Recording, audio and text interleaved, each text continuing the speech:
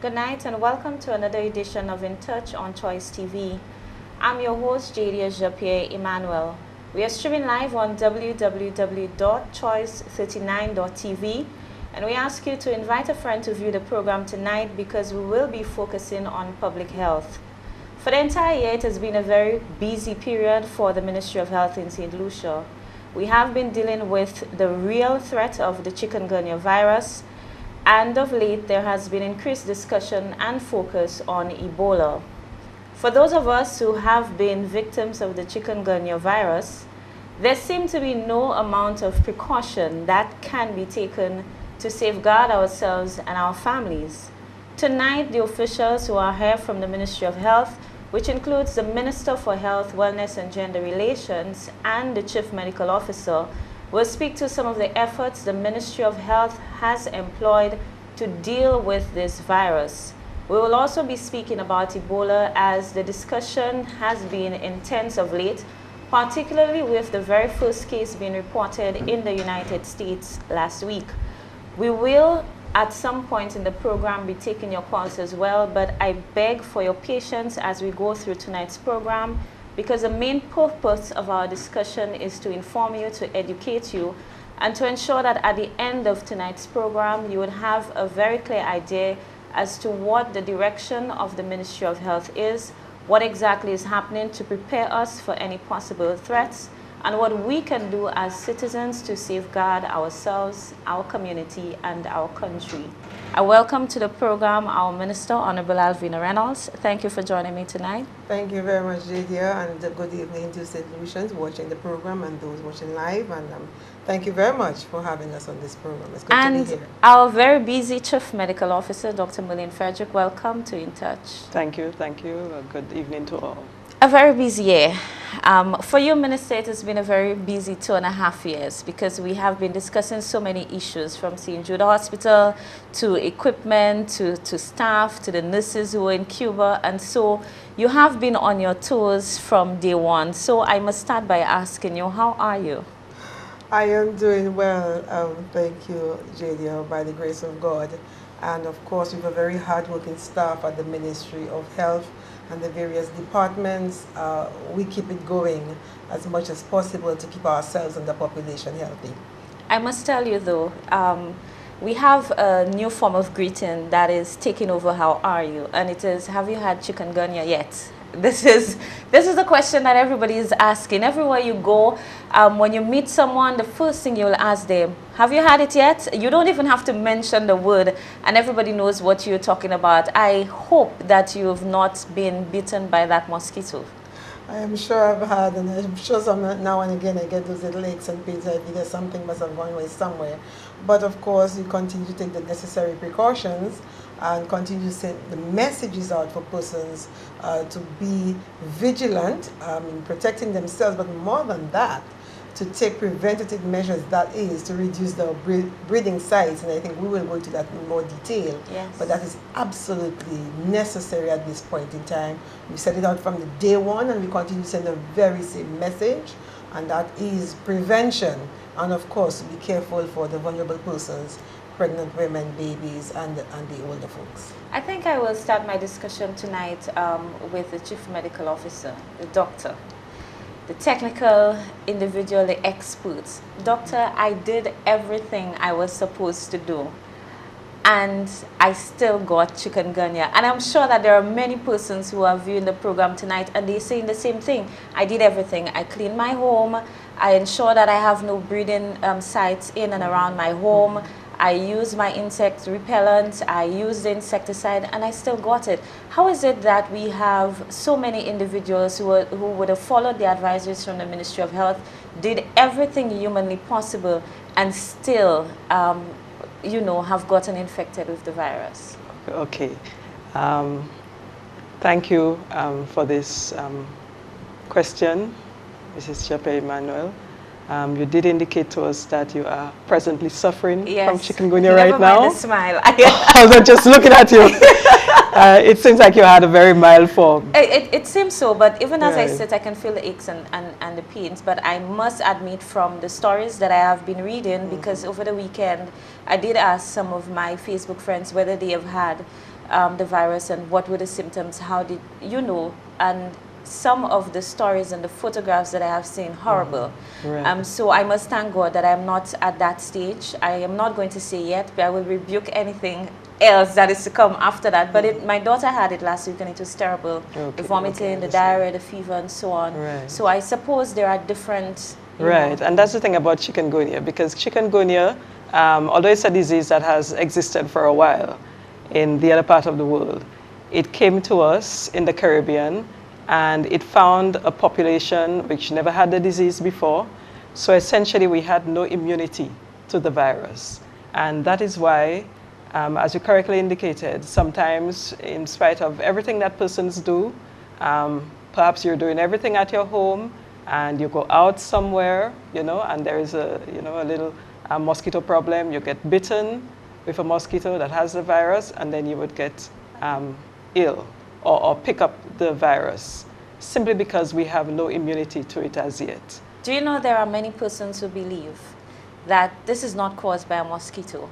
And I am sure that this mindset or some of the theories that are out there would be hindering the work of the ministry in terms of being able to educate people, or to cause people to become more aware. Because if I do not believe that this is caused by a mosquito, then I would not care too much to ensure that the environment is clean and to deal with the mosquitoes and so on. Have you encountered that kind of resistance to the message or the information that the Ministry of Health is giving about the chikungunya virus? Yes, that myth was very prevalent, especially in the early phases of the disease. I must say that to me right now, I'm not hearing it so often. And I can understand why people would think that way. Because like I said, number one, we never had this disease before. And then it came into our population, and then persons realized the way it seemed to have been spreading rapidly. And normally persons would associate rapid spread with something that's airborne. Yes. So you can see where the myth came from. But there is sufficient scientific evidence to prove beyond reasonable doubt that it's actually the mosquito.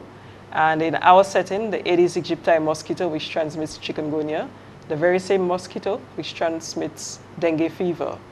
And we actually noticed the first dip, the first decrease in the number of cases we had immediately after we had this massive public sensitization and cleanup campaigns. So the epidemic was going, up like in a straight line. The rate was increasing. And when persons started taking responsibility, cleaning up their neighborhoods, we actually noticed a dip in the number of cases. And after the rains came, it went up a bit, but it never continued on that same, incline. And right now it's plateauing and actually decreasing. Oh, so I may be one of the last cases of chikungunya in St. Lucia then? Well, to be quite honest, it's going to be endemic. Now that it's in our population, it will become kind of similar to dengue, where we're going to have a few cases every year. The good thing about it is that once you've had it once, you develop lifelong immunity, so you won't be getting it again. Again, as you indicated, there is a wide spectrum in terms of the way it presents. Some persons have it and probably wouldn't even realize that they have been, affected by chikungunya, while others get it and they get really ill. As you indicated, the vomiting, the swelling, can't move. And and all of that, and pains that may go on for a number of months. But most persons, I think, in our population have been in the sort of mild to intermediate, with few in the more severe category. Minister, what has the response of the government of St. Lucia through the Ministry of Health and Wellness been like? I know that up front, even before we had the first case in St. Lucia, we started speaking about it, there was sensitization. But we are at the point where, off of my own estimation and my encounters with individuals, I can see about half of our population has been affected by chikungunya. What has the response of the Ministry of Health been like so far? And do we see the need to change gears a bit and try to focus on different areas, given the fact that we were not able to contain the virus to a very small section of our population? Okay, I want to say from the offset, when we knew of the first case of chikungunya, the ministry went into the particular community and of course got the members of the committee involved, and there was fogging and everything happened that it pertains to that particular community. And of course the messages went out in the PSAs as it pertains to prevention, what persons can do to reduce or to prevent chikungunya. As CMO alluded to earlier, we thought that the population was a bit slow in responding to the messages and to take the necessary actions. And so we had to go deeper, and that means to bring out constituency councils and get into constituencies. So persons who really take responsibility for their space. So agencies were involved, constituency councils were involved. There was a call to action, and persons went back into their communities and did a lot of cleaning up. And of course, we had this certain information being disseminated as it pertains to vulnerable persons, pregnant women, children, and the older folks, and to get the nets, to get the repellents and what have you, to really protect themselves from it. I must say, we found all the messages that have gone out and the actions that have been taken. Persons are very concerned about fogging. Fogging is a big thing in St. Lucia. After just finishing that PAHO meeting, it was interesting, and I want to bring that point in here now, that sometimes I hear the population call out that what is the Ministry of Health doing, and enough is not being done. When we go out to regional conferences and we compare what happens in St. Lucia and what happens in other parts of the region, St. Lucia is way ahead in terms of what's happening. Trinidad sent their medical officer down to St. Lucia, to find out how we were managing with chikungunya, because they thought they were just not ready. Our call to action that we did months ago, it's only a few weeks ago I heard the Prime Minister of Jamaica now cleaning up her constituency. St. Lucia has been far ahead. Just coming out of our PAHO meeting in Washington 2 weeks ago, the Chief Medical Officer from St. Kitts at the COSOD meeting said he took a page out of St. Lucia's book when he heard us calling to action and telling people that this is your responsibility, clean up your space. So they went out there and did that same thing. So St. Lucia leads in so many ways as it pertains to health. But we want to come back to the issue of fogging. And of course the question is always, what is the Ministry of Health doing? Yes. And I'm saying for health, it is a partnership, it is collaboration. The Ministry of Health can do certain things. We fog, it is costly, but there might be impacts on the population and the environment, and this we have to be careful about. Coming out of the PAHO meeting as well, the Ministers of Health thought whether it is even necessary to continue fogging, because you kill only the adult mosquitoes, and then a few weeks or days later, you have another breed. Lately, we've been told that mosquitoes are developing that resistance to the chemicals that are being used for fogging. So, and as much as we are looking at the Ministry of Health doing, and we can come and fog the whole country all the time, there will still be mosquitoes. We have a responsibility, and this is what we continue to say to the population. Clean up your space. And we've called to action communities and individuals and families to do so. But we have lapsed a bit, I must say that. We, my officers, myself, we go around the length and breadth of St. Lucia, and we still see tires being dumped. We still say we know we have water issues. Yes. Persons must... And it's beginning to rain now. Yes. Persons are collecting their waters in the drums and so on. We cannot get rid of that. That is part of St. Lucia. But in terms of covering your drum, that's cost effective. Just a piece of netting or any piece of cloth for that matter, and tie the four ends. And that is an easy way to deal with that, as opposed to keeping the drum uncovered and of course mosquitoes breeding in there. So we continue, the messages continue in English and Creole, but of course we have to always continue and heighten it up a bit. PSAs are not cheap. We have to pay the media houses to do some of those advertisements for us. And so again, the Ministry of Health takes the lead, but of course we will work in collaboration with other agencies. For example, the St. Lucia Hotel and Tourism came and sat down with us. It pertains to the hotels, their visitors. What can we do at the hotels to make sure we minimize chances of persons being affected by chikungunya and dengue?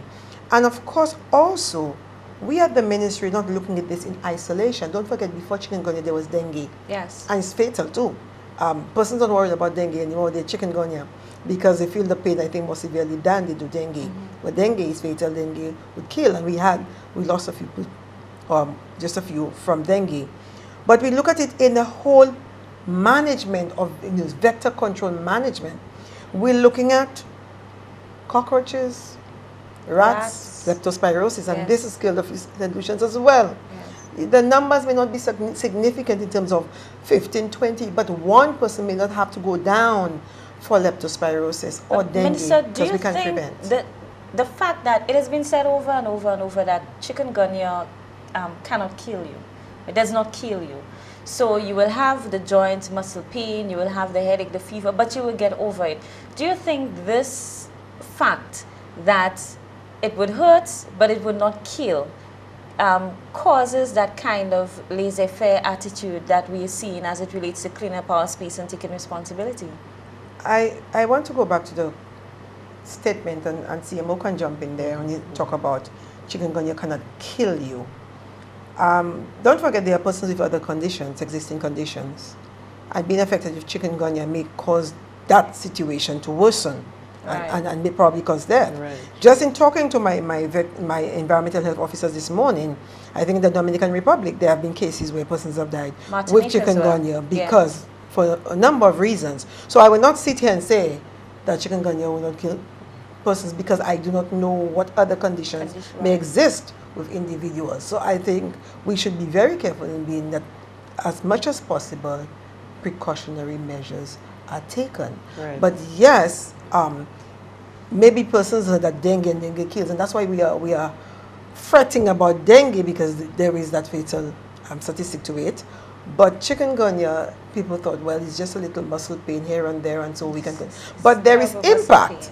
The pain and the suffering that persons endure may prevent them or restrict them from making their contributions at work in the home. For example, a minibus driver, a taxi driver, in terms of moving around the place, a mother in terms of taking care of babies, a teacher.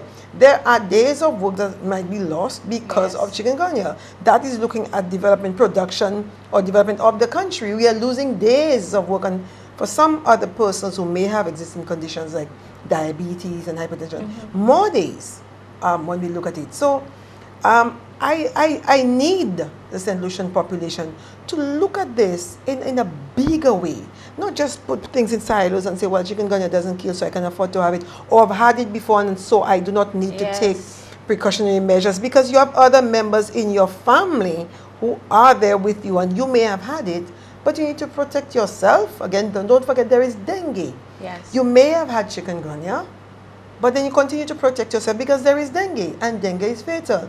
So I need St. Lucians to get that information and empower themselves and take personal responsibility for their health and wellness. And this is the message that the Ministry of Health continues to send out. Ministry of Health officers cannot continue to come to people's homes to take care of the water in the drums and put it in Laverside. They cannot come and continue to fog every community. Fogging has not stopped. For years now, fogging has not stopped in St. Lucia. But there is that much that it can do. Yes, and people will call for more, for increased fogging. But we have to be careful. We have persons out there who are asthmatic. We have, I think, from what I've been told by Bruno, I've lost some of my own insects because they have died. Okay, but we have to look at the impact, environmental impact, when you continue to fog like that. So we have to look at it, in a wholesome way, not just chikungunya, but look at vector control, rodents, cockroaches, and mosquitoes. Look at that and look at the impact. Take responsibility. Dr. Frederick, just before we go to a commercial break, I must ask, do we have any recorded deaths as a result of complications caused by the chikungunya virus in St. Lucia? No, we have no documented or confirmed cases of death from the virus. But as Minister correctly indicated, we do know that there are other countries that have had deaths, although again, compared to dengue, it's a disease which is not as severe, because we know dengue has the 4 types, and then persons can develop the complicated forms, the dengue hemorrhagic fever and dengue shock syndrome. So that is the situation with us for now. We're due for our first commercial break. When we come back, we'll continue our discussion with Honorable Alvina Reynolds and Dr. Merlin Frederick. Stay tuned. We'll be right back.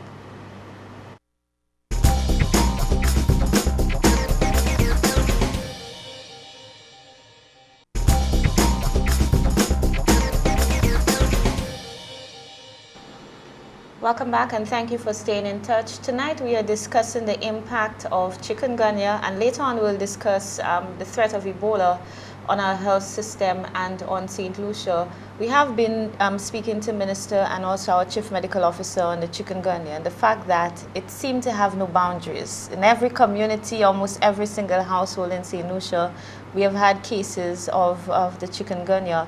I want to focus a little bit on the impact that it has had on our health sector, our, our primary facilities, our wellness centers within the communities, our hospitals. Have we been able to handle the impact of chikungunya, and have we been able to give the necessary care to the individuals who have been affected so far? As I indicated earlier, chikungunya has a wide spectrum in the way that it presents, but most of the cases can be managed in the primary healthcare sector. So most of the cases were managed at our wellness centers or in private GP offices, and we had very few admissions from chikungunya. I don't have a figure off the top of my head right now, but the admissions were very, very few and quite manageable in terms of the number of cases that we saw. At the height of the epidemic, and persons should remember that CARPHA early on declared that there was an epidemic of chikungunya in the Caribbean. At the height of the epidemic, we had to extend hours at the Grosley Polyclinic to deal with the number of cases that we were seeing. But right now, although we've continued with this service because persons have been utilizing these services for other reasons, not just chikungunya, we have actually seen a plateau in the number of cases, and right now for the last 2 weeks there has been a steady decline in the number of cases of the persons with chikungunya presenting to our facilities. What about medication? Are we okay in terms of medication to treat the pain and whatever else comes with the chikungunya? Because I saw recent reports that in another part of the Caribbean there was a serious concern as to the availability of medication. So in terms of St. Lucia, I know that you're saying we've seen a plateau, but given what is happening right now, you do not know in what direction it would go. So are we okay and prepared and ensure that there is a good supply of medication? Right. We are fortunate in that we never ran out of medication in St. Lucia. Most persons would have heard the messages and would have heard that we were promoting paracetamol initially, certainly for the fever and managing the pain. But once we are sure that a person doesn't have dengue, if the person has a more severe forms of chikungunya with pain and swelling in the joints, etc., this person can take other medication like Brufen or Advil, Voltaren, etc. So although initially we wouldn't say go straight to Brufen, you would start with paracetamol as long as we satisfy that it's not dengue and there are inflammatory signs, persistent joint pain and swelling, the Brufen would assist. So we never really run out of medication for chikungunya. I'm sure you've heard of the remedies, the local remedies. We have been promoting so many of them. My goodness, you just say you have chikungunya and the doctors come with, you could try this and do this, and I took this and it helped. Do you think that this has lessened the impact on our health sector? Because we seem to be very strong believers in our bush medicine. To be quite honest, Jada, I have thought of it myself. I mean, the pawpaw leaf comes to mind. Yes. I mean, I heard about that. I saw people selling it on the street and people were drinking it in all sorts of formulations. But there's no scientific evidence right now to say it worked or it didn't work. So I can't really comment on that aspect. But you would agree that there are some persons who have diagnosed themselves, in that they have the symptoms and they do not present themselves to the medical clinic, because they will say to you, "Se musa I just di mo boy Panadol, so mo just have someone so mo just kai we made my pakome." Right. But how do you measure? How do you ever get a true sense of the impact on the population when you have the greater number of persons choosing to stay home and to be treated through traditional means? I wouldn't say it's the greater number. You know, it's say. probably not the greater number, but we do know that some persons stay home. And to be quite honest, at some point, I think that this decision, once persons are sure that they're not high risk, they're not pregnant persons or young children or persons who suffered from chronic conditions, if someone realizes that they have a fever and pain for about 2 days and they're feeling practically well, they're using their paracetamol, etc., there probably wouldn't, you know, necessarily be a need to show up unless things worsen.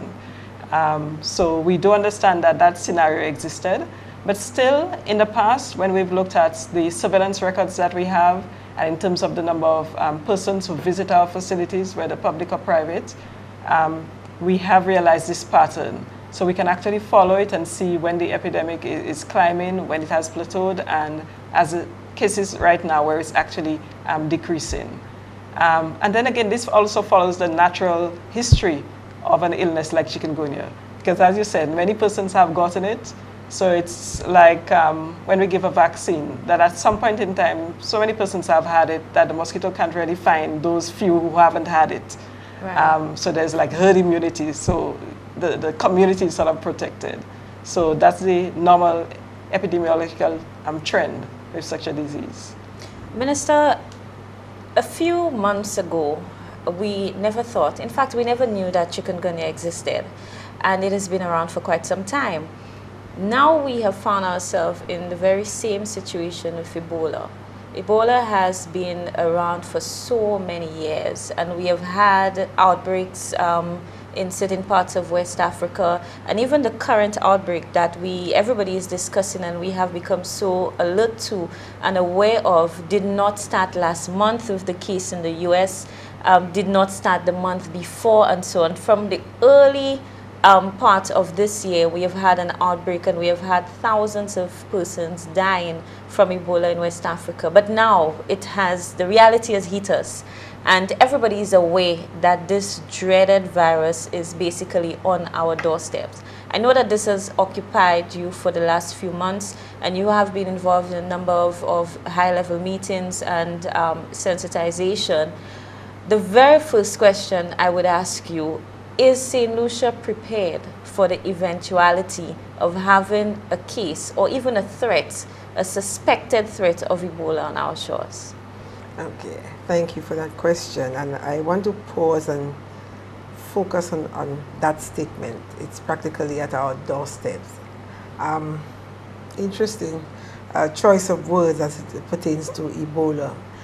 I was in Washington, D.C. when the first case of Ebola was diagnosed in the U.S. At the conclusion of day 2 of the PAHO meeting. And I was very pleased to see that persons within the entire space remained calm. It was announced by the PAHO director, and the ministers of health and the technical persons who were there remained calm. Although some of them had already gotten because people on the iPads at the time, we remained calm. My first order of business was to call, of course, St. Lucia and to speak to the officers. As it pertains to whether St. Lucia is prepared, St. Lucia continues to prepare. Every day we reassess the situation. Every day we are working on and strengthening. We're looking for where gaps are. Every day since that day, looking for more resources because there's more to be done in terms of detection, in terms of treatment, in terms of sanitization. So there's always, and we have a team in place.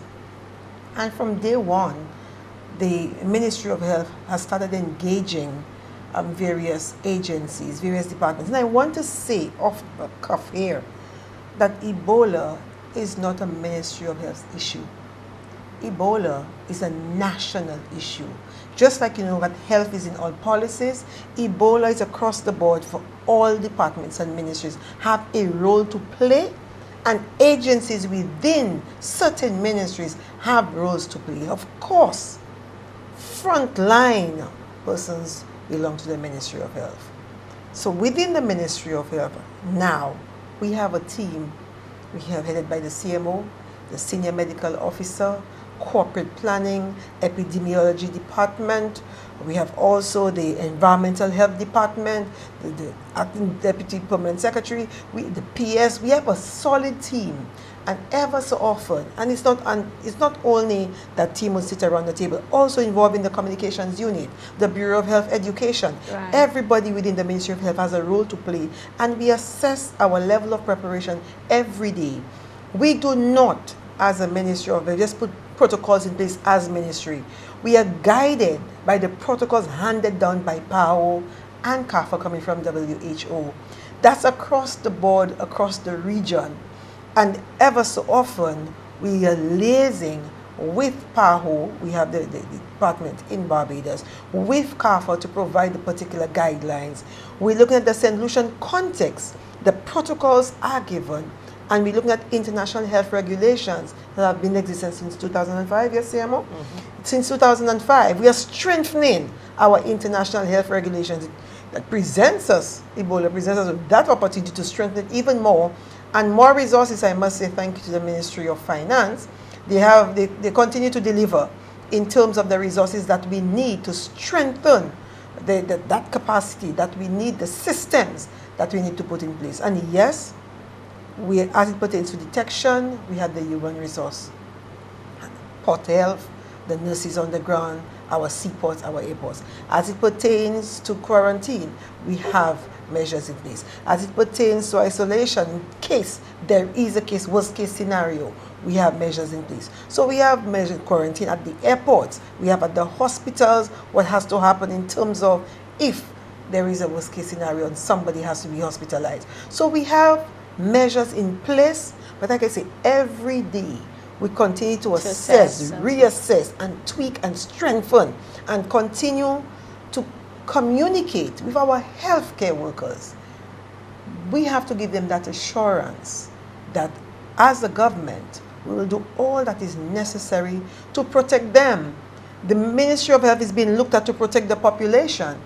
We have to protect our healthcare workers. If they are not protected, they cannot protect the population. So my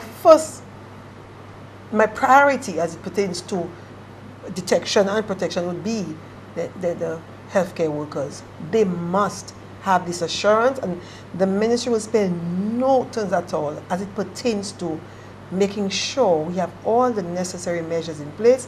That includes the training for our healthcare workers, right, having the equipment for them, having all the resources that they need as much as possible to take care, to detect, and of course the team approach, the collaboration, working with other agencies, the customs, looking at also first responders within the ambulance service, looking at persons as it pertains to sanitization, the cleaning companies, hotel and tourism. All the different agencies have been brought to the table, and we continue. And we're looking forward to bringing the media houses to the table, because that is a critical part of the whole situation. Information dissemination is key. And of course, we do not want to create panic in the population. Right. We do not want, and we are guided by PAHO in the information that we disseminate to the population. What is it that the average St. Lucian needs to know when they're traveling outside of St. Lucia? The guidance is being given by the technical team. Do St. Lucians travel to Africa? Where do they travel to? And of course, we're looking at very simple or basic hygiene practices. You're using your sanitizer, washing your hands as you go through airports, as you go through trains, wherever you're traveling, cruise ships, wherever you are, be vigilant, and of course, engage in very healthy practices. But of course, on the home front, we have the teams in place to do the screening, to detect what is happening. And of course, the communication with persons on different vessels, the aircraft, also vessels on the sea. we have protocols in place that we test ever so often. What should happen in a case there is a suspect case, the monitoring in a quarantine space, if there is a worst case scenario. So all that is in place, and I think we will, before we end, give you a walkthrough without giving you names of spaces and locations, Yes, but in yes. terms of the protocol, the Yes, process. because I would love to do what that. is there. Somebody lands and, you know, where do we go from there? Yeah. But even before I the need to person lands, ask- that's what I'm yes. saying. The communication begins before the person lands. So Sure. detection, there are systems in place, even on the aircrafts, on the cruise ships, okay, so that persons can be, you know, monitored if something is wrong. And of course, CMO will speak to the fact that within that period of 2 to 21 days, that incubation period for the virus, somebody taking a flight from the US into St. Lucia within 4 hours cannot display such, you know. But many are of the view that this person should not be allowed to travel from They the will US not to be. St. Lucia Okay. in the first place. They will not So there are some persons who believe that given our situation and our limited resources and the fact that there is no cure for this virus, that we should simply ban travel from a particular part of the world, or anybody, does not matter if you're American, if you are Vincentian, anybody with a travel history that would take you to West Africa, Guinea, Liberia, Sierra Leone, and so on, should not be allowed to enter St. Lucia, whether through the air or seaports. Do you think that this can work? Is this something that we can look into at this point in time? And the ministry and the government of St. Lucia will explore all possibilities as it pertains to protecting the population. Very early, the World Health Organization did declare that there should not be any restrictions on travel and trade. And of course, if that is declared by any country, we may run the risk of a backlash. But of course, as a country, as a government, we have to do what we have to do to protect our citizens. At the same time, we need to guide our population in terms of what they do if they travel out. We are going to indicate to Yes. them that these 3 countries, like Liberia, Guinea, and Sierra Leone, these are high-risk countries. We don't know the areas, and so persons, as much as possible, should avoid traveling to these areas. But of course, we have persons who may come from these areas and come into the US, the UK, and other spaces. And I really want us to walk through that particular case. What is important is that all countries have their own systems in place. And yes, some systems may be weak and so on. But for our situation in St. Lucia, someone who's coming from probably the UK or the US had probably gone through first the screening at the UK or the US, coming from an African country. We're looking at from the day 2 to day 21, that period of time that someone may exhibit signs that something is absolutely wrong. We will not get somebody by the time that that person is falling apart in the worst case, because that would have been picked up From the first from time. the first case. Because you're talking 21 days, nobody would be in our space traveling up to 21 days. They would have picked up because you come from, you land in the US, and it's by the same hour, a few hours, you're flying out into St. Lucia. And if, while on an aircraft or a cruise ship, the attendants notice that something is wrong, there is communication with our port health team. And so measures are in place to investigate that particular situation. Our environmental health, our port health teams, as to what is the situation, and going in, even having the appropriate attire, the protective gear to go in if needs be. Okay, there is great communication that has to happen in terms of suspected cases. If there is a suspected case, there is, and even while the person lands in our ports, our airport, we have the quarantine space at the airport, where there's a holding space while investigations will continue, interviews will continue. If we are not satisfied and we figure there is need for that person to be quarantined, there is a space where persons can be kept or accommodated up to the 21-day period. Okay. And I may say, the concern was there very early of us returning students from Nigeria, from other African states. Yes. And the Ministry of Health, the team monitored that situation very well. Okay, up to today, we had gotten the clearance for some of the students. Every day they are monitored because we have district medical teams as it pertains to Ebola teams in all of our 8 health regions. And they check in with students, with persons who may come in not suspected cases, but the fact that they came from Nigeria, we took no chances. They had been checked in every single day. So there is that accommodation being made for quarantine for persons to be monitored for up to the 21 days. And then person can either get clearance, and even CMO will explain to you a little later, if it's noticed that something is wrong, of course, then you have a patient and that person will be transferred to a hospital site for management and treatment. So there is a process in place, there is a protocol there that we will follow, we have it in place. Like I said, every day we are tweaking, we are strengthening, we are thinking this. Let us look back at this one, let us look back at this one. Which other agency has not come on board as yet? And of course, as much as possible to strengthen. So there is a national response happening. We want more of that to happen.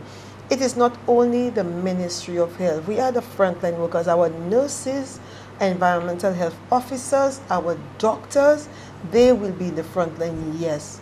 But other agencies will have to support at some point in time. Security assistants, immigration officers, they too are part of the whole response, the whole issue of detection. And we want them to come on board as looking at a national response and preparation. So when they are called on by the Ministry of Health, we do not want persons to say their hands off. It's the Ministry of Health issue. Right. It is a population of because we have heard some of the comments, and in fact, very early on, even before there was that case of Ebola in the United States, we had some concerns being raised by our customs officers. In fact, through the union, they threatened to pull off their labor because they felt that they were at risk.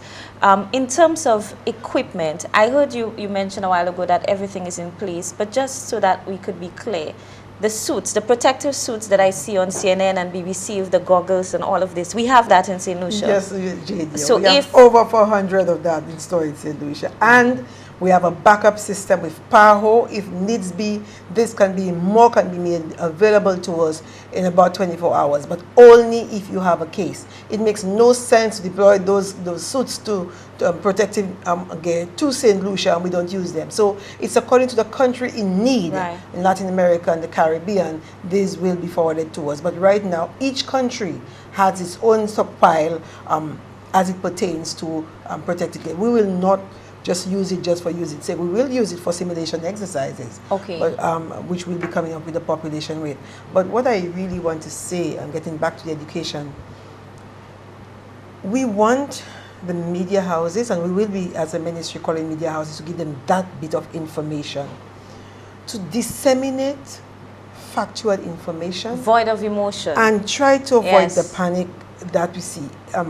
Persons may say, well, Ebola arrived at Vieux Fort, and in false information. And we had such things happening in Bahamas and so on. We do not need this in St. Lucia. Mm-hmm. We don't need it in St. Lucia. What you need is information, and the Ministry of Health, as far as I know, even while I was away, I know statements were issued when the diagnosis was made in the US. The Ministry of Health continues to give information to the population.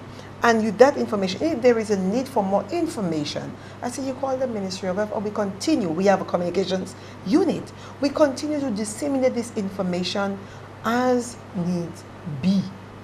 Okay?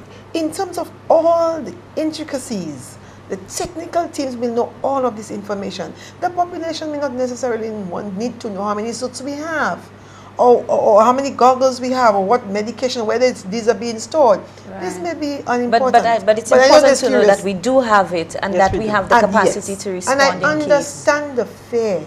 We understand it.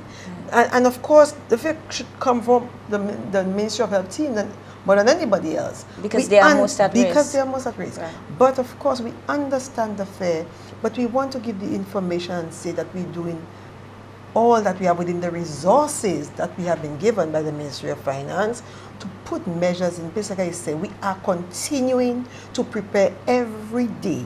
There are, of course, we might miss, we go back to review where we are, assessing the situation, where are the gaps, how can we strengthen this point or that point, whether the communication is strong enough, whether, you know, we have the treatments, how much we have. So every time we continue the communication, every time more personnel coming on board, more personnel being trained. So everything, every day, that is being, people are continuing to walk through the hospitals, walk through the units to see whether we have all in place for quarantine space, whether we have all in place for management of a patient at the hospitals. The teams are busy and to a certain extent, almost neglecting other areas of their work because Ebola has sort of consumed so many of our officers. The CMO's office, which has to do so much more than Ebola, is doing a lot of Ebola. We have chikungunya, we have dengue, we have NCDs, we have a whole lot more to deal with. Malaria, and I know that we had a recent imported case, but we'll discuss this when we come back. We're due for another commercial break. Please stay in touch. We'll be right back.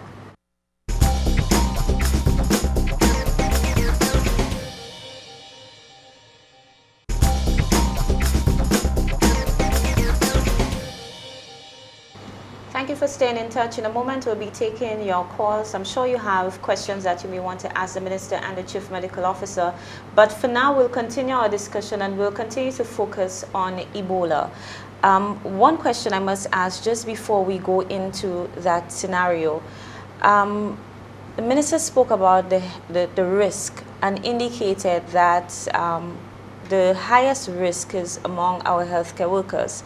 We've seen the case in Spain, for example, it's a nurse.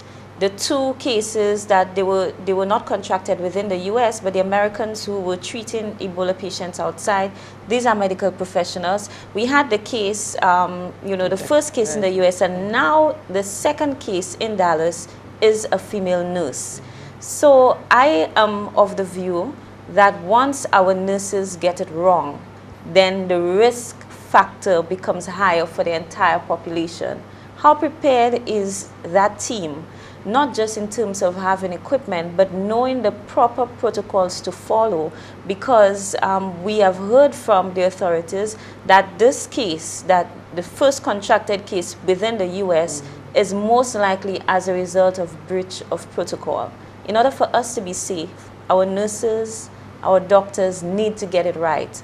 In terms of training, are they being trained? Are they ready? If, God forbid, there is a situation tomorrow or next week, are you confident that our doctors and our nurses, quite apart from the equipment and the resources that have been made available, would be able to handle this situation without putting themselves and the rest of the population at a greater risk?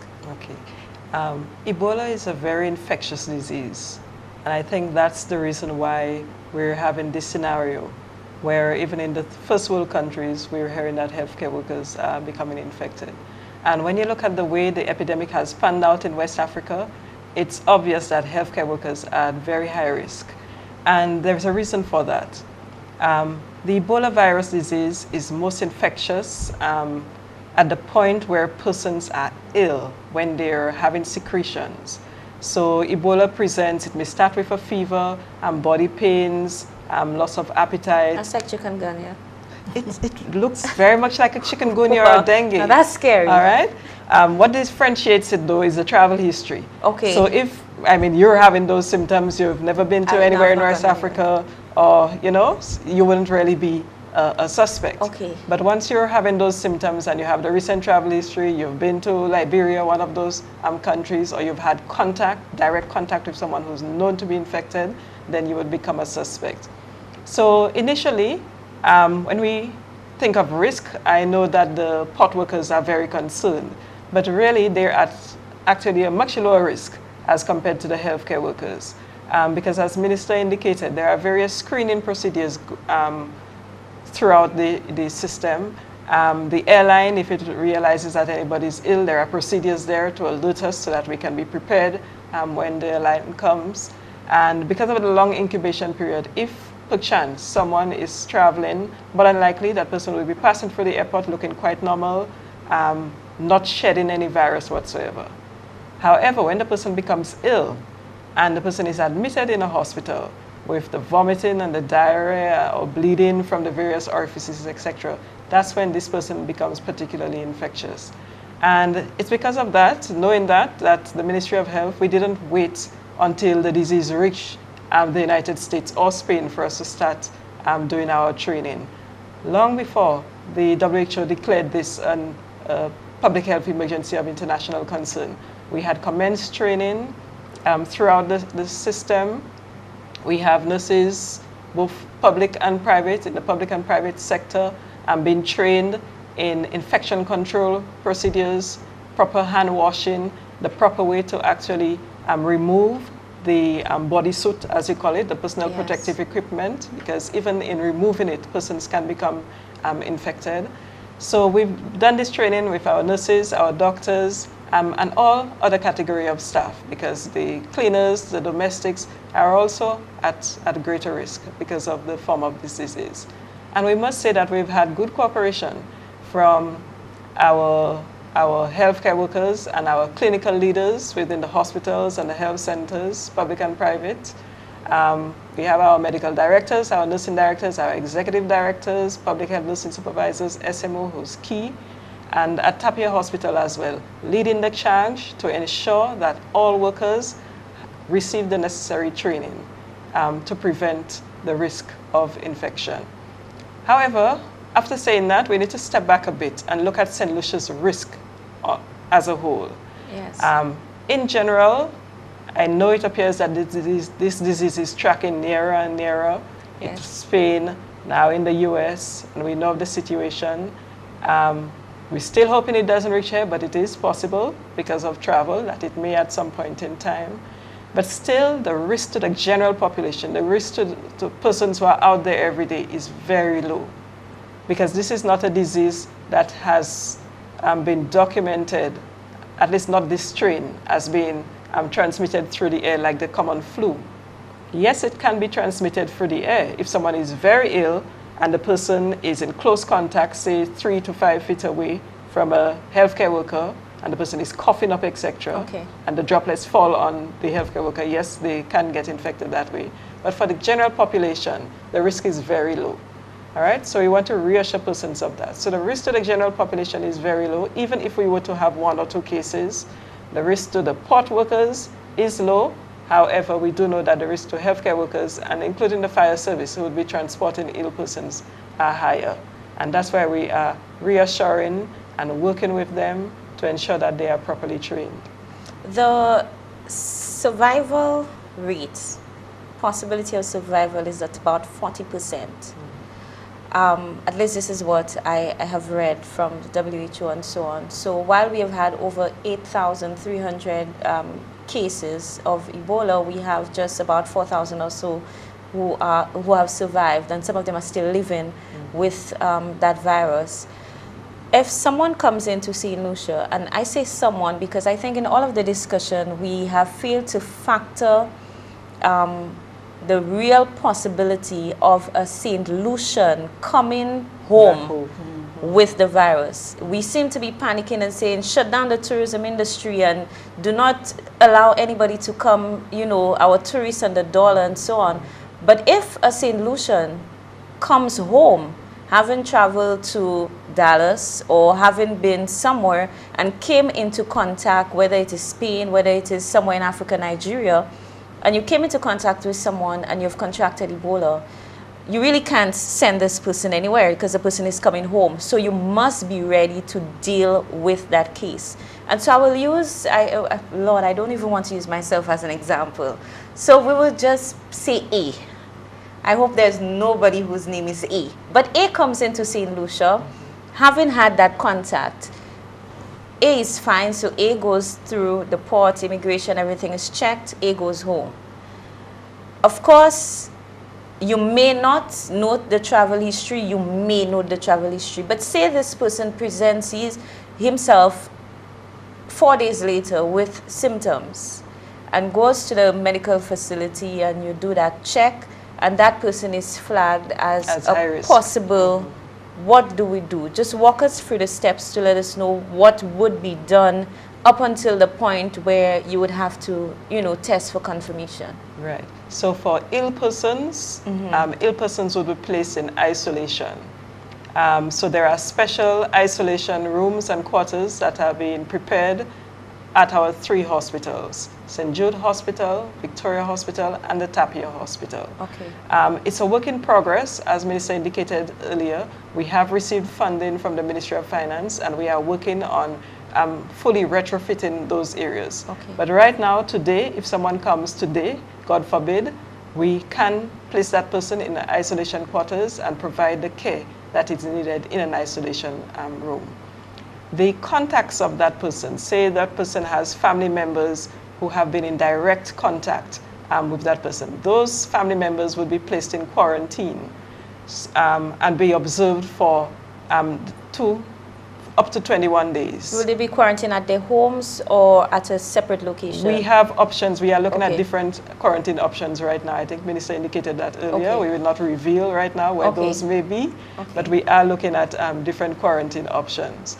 So, and we have already had sort of practice with this, because like... so you're doing simulation exercises and... Well, you can look at the situation we've had with the Nigerian students. Yes. We know that Nigeria had about 20 cases. Yes. They managed the Although- situation. Yeah. They have been declared Ebola-free. But even in spite of this, given the fact that students were coming back from there, the disease had just started, we had them under this special monitoring where we examined them and followed them through. And right now, all of them have passed the 21 days and they're all fine. Okay. So they're out of, you know, our radar as such. So it's almost like we've had a little simulation. So Okay. God forbid, if and when a case does come, then we would be following through like this. In terms of treatment, there is no specific treatment right now. I know that persons may have heard of the experimental treatments that some individuals have been able to access in certain parts of the world. Yes. We wouldn't have access right now to any ZMAP or anything like that, but it would be supportive treatment, because with Ebola, persons become dehydrated and their immunity goes down to the point where they can get infected with other infections, other bacterial and soil infections, and those can be treated in our facilities right now. And we have treatments for these things? Yes, it's the oral rehydration fluids, it's the intravenous fluids, it's the antibiotics and so on to treat the secondary infections, and basically, you know, sustaining and monitoring and caring for those persons. Okay, okay. I think at this point, this would give us a little bit more assurance that we actually know what we are supposed to do. Minister, again, just before we go to the phone lines, I think one of the greatest discomforts in all of this is that St. Lucians have access to information. The internet, it's there, and you know, it is free. Many of us are able to go online to read. Some of us are not able to discern what is factual as opposed to what is opinion and so on. But there are some credible sites and sources where we can go to get information. However, for the greater part of the population, because we know about the internet penetration and all of that, and there is also a certain section of the population that will be left out of the discussion, perhaps because they speak only Creole or because they have no access to the internet. Our public health information, we do not seem to be way up there in terms of disseminating that information, getting the public service announcements running on NTN and these other agencies. Where are we, and what steps will we take in the coming days to ensure that we have heightened participation by the media houses, not just the NTN, but all of them, and that we're able to reach people to let them know what exactly the Ministry of Health is doing and what they themselves need to do to ensure that we protect ourselves and our community. And I think most importantly that the risk is very, very low. Right. Yes, like I mentioned very early in the program, just this afternoon, the team presented to the Cabinet of Ministers. Okay. And it's very necessary for us to meet different levels and different teams of persons who can continue to disseminate. For example, if you meet, and we're planning to meet parliamentarians, so when you meet parliamentarians, they have access or they can communicate to their own constituents at different levels. And so you meet at different teams, different agencies, groups of persons who can disseminate that information. You did mention the Creole language. Yes. Within the Ministry of Health, we are very pleased that we have a communications unit. A small team, two and a half, because we're bringing in somebody else in, and we disseminate our information to the various media houses. But we want, at that point, to bring a media personnel to that space where we can share with them the information and take their questions, and so they can go on their own and disseminate the information. Yes, it is absolutely necessary to use the Creole language, and we do have Mr. Gaspar who has the Creole background in order to disseminate that information to persons. What may happen, which is unfortunate, we may have a one-off news item, and that's not sufficient. The media houses may bring in a statement from the minister, a statement from the CMO. This may not be sufficient. As often as possible, we at the ministry try to make these statements available to the population. I know last week, even after the statement was made from the U.S., the confirmed case in the U.S., a statement was issued by the senior medical officer, and then Mr. Wayne Gabriel brought in. I know the team did that. I was very much on top of things at that point in time. But we need, as we disseminate the information, as we prepare the statements, we do that at the Ministry of Health, and we pass that on to the media houses. They don't have to do it as a one-off but to circulate and rotate. But to at least continue these statements, whether it's during the particular programs, whether it's during the phone-in programs, and of course continue it with NTN. Over the next couple of weeks, you'll see more discussions happening, live discussions in terms of NTN, sitting down with the Chief Medical Officer, sitting down with the technical officers from the Ministry of Health. You may get an environmental health officer who's in charge of port health to talk about his role. You may get the corporate planning officer to talk about his role. You may get the CMO, the SMO to talk about their role, a district medical officer. So we'll bring technical persons, and we really want solutions to listen to the information that's being disseminated, and we try as much as possible, just like we did for chikungunya and dengue. We went to all media houses, from Creole to English, from all early morning to late. I must commend the team within the Ministry of Health. The last issue we had was the Lady's Eye, which is a cargo vessel, when there was one of the persons died on this particular cargo vessel. And the team within the same team, more or less the same team, managed this public health issue top notch. They were at it all the time. At some point, midnight, they're at the Ministry of Health coordinating, working with different offices and departments to ensure that all is well and they are protecting the population of St. Lucia. The Ministry of Health has gone through SARS, H1N1. They have gone through a number of threats and risks as it pertains to public health, and they have managed well enough. I say to the population of St. Lucia, to a certain extent, believe that your Ministry of Health, your officers are doing the best, that they are advising you in the best way possible, that they are not pulling this out of a hat. It's coming from PAHO, and the communication continues back and forth, and they will continue to engage other agencies, especially media houses. In the coming weeks, they will be doing the sensitization with parliamentarians in the coming weeks, very, very soon. So we want all on board to look at the information, to analyze it, critically analyze the information, prepare, and to ask relevant questions. Well, I will tell you, Minister, despite all of the information that has been circulated, disseminated from the Ministry of Health, there are some individuals who, for the last week, the campaign was, I want to hear the Minister. I need to hear the Minister for Health, because this is a real threat. This is an international disaster. And so I am sorry, but the Chief Medical Officer will not cut it. I can assure you that after you've spoken tonight, they will be calling for the Prime Minister, because there seems to be this mood that this is huge, this is big, and this is so big, it is too big for a doctor, it is too big for the Chief Medical Officer. This has to reside in cabinet, and I need to hear the minister, I need to hear the prime minister speak on this matter. And this has been a sort of campaign.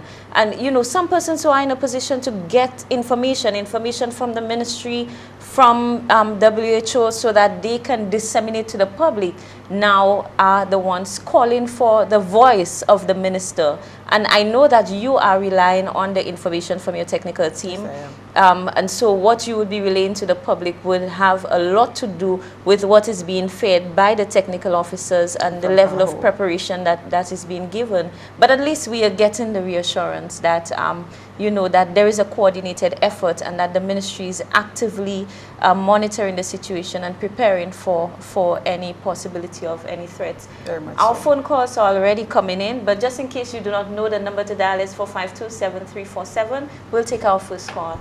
Good night. Thank you for staying in touch.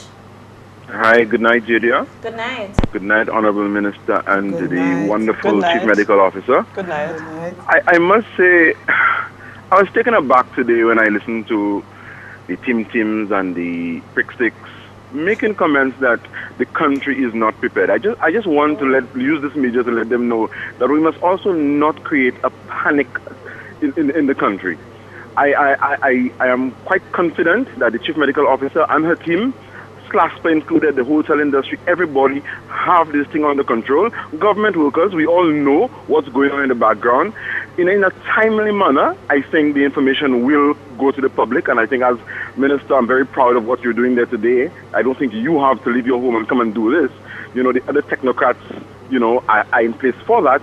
But I was just taken aback by the media. I just wish you can give them an all-currents pass to have access to your home so you can come and ask you questions, because they created this thing today as if, well, the minister is not involved and we're not hearing from her.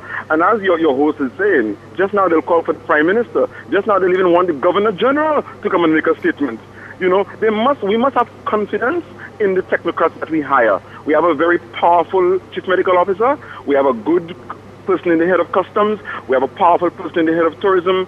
We pay them money and we know they're performing. But the media must not create this panic attack. And today it almost went in that direction of a panic attack. So I'm very happy that you actually came on and, you know, articulated exactly what is going on. Thank you very much. Thank you so much Thank for your you call. very much. Again, the whole issue of the media, involving the media and getting them to disseminate information that is critical to calming the public and informing the public, as opposed to creating fear in the minds of the people. We have another call. Good night. Thank you for calling. We've lost that call. Good night. Thank you for staying in touch. Yes, good night. How are you doing? I'm good, Good thank night to you and your guest. Good night. Good night, sir. Yeah, my question is, I heard the minister spoke about we continuing to prepare. And she also used the UK and the US as quarantine areas for visitors who are traveling in transit maybe to St. Lucia. She also used the Pardon? UK and US as what? Places where persons have been quarantined before reaching St. Lucia. Screened. Screen. Yes. Right, yeah. My thing is, we talk about airports and cruise ships. But the problem now is we have a major event to happen soon. That is the Atlantic Rally for Cruisers, we call the AC. And it is not aircraft, these are yachts coming from Spain. Yes. I understand that it is originally from Spain, Yeah. where we had Ebola patients. My thing is, how do you monitor those yachts that are traveling from these countries to St. Lucia? And bearing in mind that persons can move from yacht to yacht in between. So your yacht from Babuno may meet a yacht from Labri, and you all may move, but you monitor that yacht. So how do we Yes. monitor that, and what do we put in place to cater for these things? Because that will be a massive event. Yes. So what do we do? I understand Trinidad looking at Constantine Carnival. Why wouldn't we look at doing the same thing for AC? Thank you for that, and the Thank you CMO Yes, will yes, speak to- thank Sure. you. Thank you for this, this question. Ministry of Health is working with the tourism authorities Yes. on this issue in terms of setting up a proper surveillance system. But we should also keep in mind two things. One, like you said, the yachts are coming from, well, I don't think they're coming from Africa, from the West African countries. No, Spain. All right. Spain. They're coming from Yes. Spain. I know we've had a case where a nurse has been infected, but again, Ebola is not in the general population in Spain. Ebola is not in the general population in the US. we can still travel to the US. We Yes. can still travel to Spain. So persons need to understand that. So the fact that it may be in one patient and one or two healthcare workers may have gotten it doesn't mean that it's a population-wide thing where you have to be so concerned about the persons who will be coming on the yachts. But That's one. will they be screened?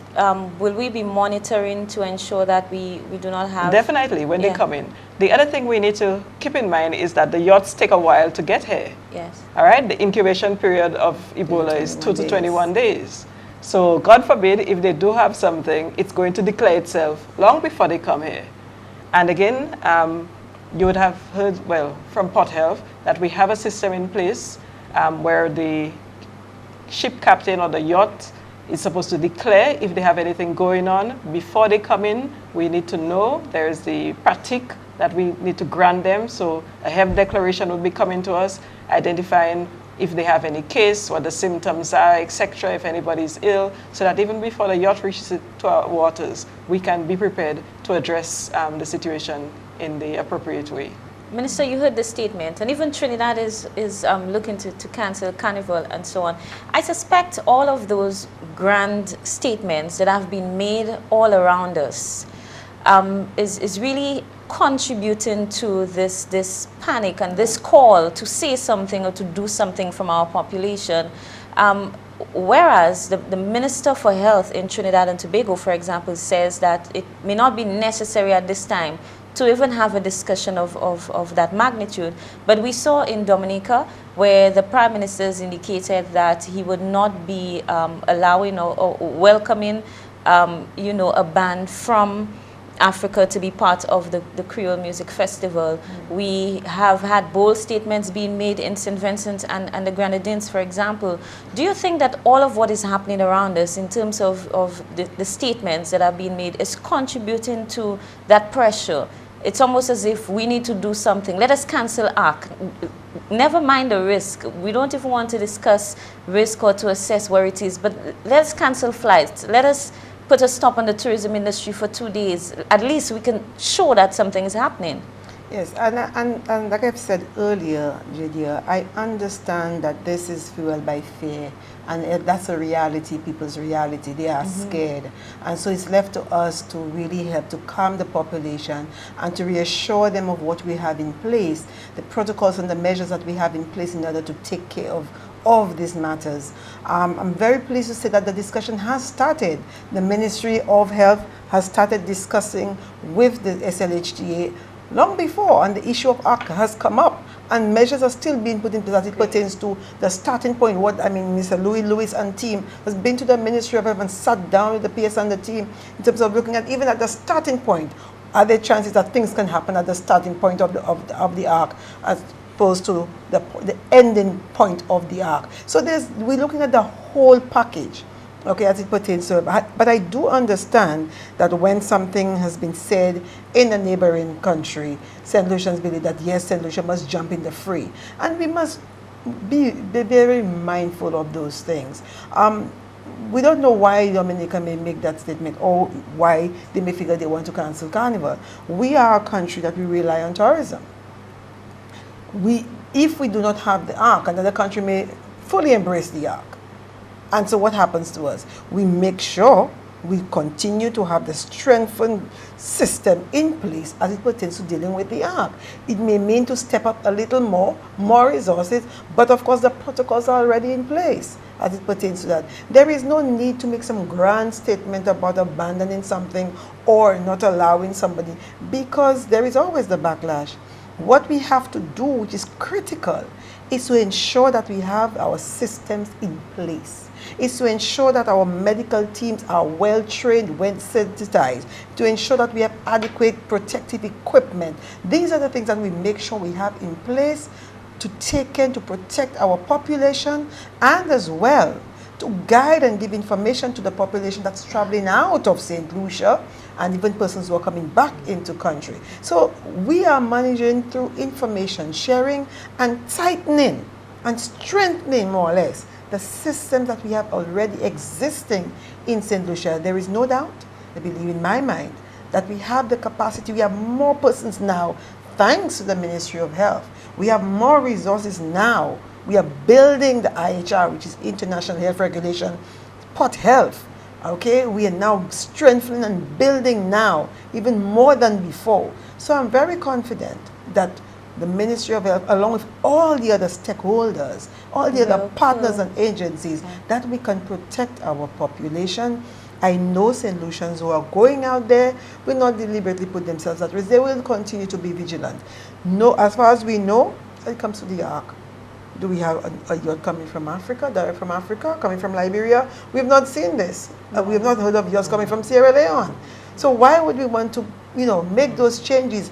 The countries that are most at risk, I mean, we do have the Republic of Congo. We saw it a few numbers. Yes. But we have Sierra Leone, Liberia and Guinea. Yes. Okay? We are tracking, we have the forms that we are printing, thousands of forms that we are printing, so we can track persons and where they're coming from. That these forms have to be completed on the aircraft so that they will give that indication as to where they're coming from. St. Lucians, to a certain extent, I understand the fear. That's a reality. Yes. I understand it, and hence the reason why we are here this evening, to give them that information that they can feel free to call the Ministry of Health to ask for more information. And as much as possible, we will share information with them by making statements as often as possible to give them updates as to what's happening and how they themselves can protect themselves and how we are intending to protect the population. We'll take just one final call. Good night. Oh, we've lost that call. Minister, on the issue of preparation and ensuring that we have what is necessary to, to protect our citizens and the equipment, if, and that is a huge if, because like all St. Lucians, I am hoping that we do not find ourselves in a situation where we need to deal with one case, far less to deal with more than one.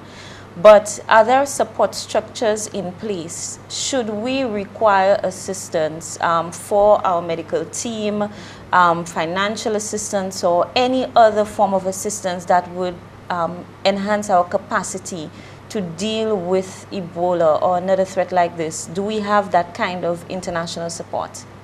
We have, like I said, we've just finished our PAHO meeting in Washington, D.C., and we are being guided and being supported by PAHO and CARPHA, and of course to some extent WHO and CDC. They will be doing in terms of the testing, because we don't have that facility within the region to actually do the test and confirm a case. So it's CDC in the US and someplace else in Canada. But we have the systems in place. PAHO is for Latin America and the Caribbean, those countries. We have PAHO and we have CARPHA that provides protocols for us in the region. And of course, as often as possible, CMOs and Skype meetings with other CMOs in the CARICOM region. Just this week, the OECS Ministers for Health are meeting. So before we actually met as PAHO, the Ministers for Health from the CARICOM region met for 2 days in Washington. And then we were at a group of PAHO, Latin America and the Caribbean. So we're looking at our CARICOM situation and then the Latin America and the Caribbean situation. CARPHA as it pertains to laboratory testing, but PAHO has resources stocked out there in South America and Central America. When necessary, they will dispatch if we need doctors. And this is not the first time that PAHO has come to our assistance. Even now we have a PAHO team in St. just came in this morning briefing in terms of, as it pertains to deaths of children and so on. So yes, we have a solid team regionally and internationally. PAHO is a subset of WHO. So if PAHO at some point thinks that PAHO is going to crash, we have WHO, which is the bigger countries, the world level. So yes, we have regional and international support. Even more than that, a quick call from CMOs across the region. What is happening in your country? Looking at how across the board so we'd have shared the efforts, coordinated. That is happening even while we sat down around the table as CARICOM ministers. The technical persons were there, the chief medical officers from the various countries. They were putting the questions to PAHO heads who presented on Ebola, who presented on chikungunya. The chief medical officers were asking questions and asking about the gaps, and that discourse continues. So St. Lucia is not isolated in dealing with chikungunya or even Ebola, St. Lucia has a solid backup as it pertains to PAHO. But more than that, the CMOs in the region continue to speak. Our colleagues at CAFA, who are in the medical profession, continue to speak. So we have a system in place regionally and internationally. We are in our wrap-up time. In fact, we have gone way overboard, and I'm sure our callers and our viewers are very disappointed that we're not able to take more calls. But just as we wrap up, Dr. Fredericks, I just want to ask a final question, and then we'll get your closing statement. How long will it take to confirm a suspected case of Ebola? I know that Minister just indicated that we do not have the resources or the facilities to get that testing done in St. Lucia. I already have the confidence through what you said earlier that if you have a suspected case, you have that history, that individual would be isolated. So we do not have to worry too much about, what is going to happen between that time. But how long will it take for us to confirm that there has been a case if someone has been tested? Right. And as you indicated, we do not have in the Caribbean the facilities, the type of lab to test for an infectious agent such as Ebola. So our samples would be packaged and sent under the guidance of CAFA to the CDC for testing. We are not going to wait until we get a result to treat patients. As soon as we have a strong suspicion, because of the travel history, because of the symptoms, we are going to place this patient in isolation and give the patient all of the treatment and management that they would get, that is available in St. Lucia. So although it may take a few days or perhaps a week or so to get back a confirmed result, we wouldn't be dependent on that result to commence our management. Indeed. I want to thank you for being on the program with us tonight. We could have gone on and on because there's just so much to explore in terms of information, but I'm sure there will be more opportunities for you to engage the media, engage members of the public so that we can give that reassurance that the Ministry of Health is paying attention, is engaging the relevant authorities internationally, and that we have continued assessment and training happening so that our healthcare workers can be prepared and can be protected if they need to deal with a case like this. Minister, I know that once you're on a program, there are so many other areas to explore. But tonight we have confined our discussion to the chikungunya, which is, a very big problem, even for me as I sit here, and of course Ebola because of the recent discussions. I'm sure we'll have an opportunity to come and discuss other issues. Listen, I'm hoping. The hospitals, your constituency, and so on. So tonight you were a victim of what you said is happening with your technical officers, in that we are so focused on Ebola that we are not paying attention to some of the other critical areas. And I will have to put in a word for you with your constituents tonight, because I'm sure that they would have been looking for an opportunity to hear from you on some issues in your constituency. But an opportunity for your final words as we wrap up. Yes. Just to say firstly that I am confident that we have a very solid team at the Ministry of Health. They have been through a number of crises and they've come out and done the best that they can to protect the people of St. Lucia. And they are committed and they work late and they are stretched. I tell you, stretched in the sense that the hours that they put in, and ever so often they are sitting around the table, then the briefings, and they're going out into walking through various locations and contacting various agencies and briefing and training. The team is involved in so many various activities to ensure that throughout the length and breadth of St. Lucia, we are covering all that we need to cover in terms of preparation. I want to say to the people of St. Lucia that in the coming weeks and days, that more statements will be coming from the Ministry of Health, not necessarily from the minister. I want them to listen to everybody from the Ministry of Health. We have persons that we have identified who will speak to various issues from the ministry, and that is we are guided by our communications unit and the Bureau of Health. We don't just anybody jump up and make a statement.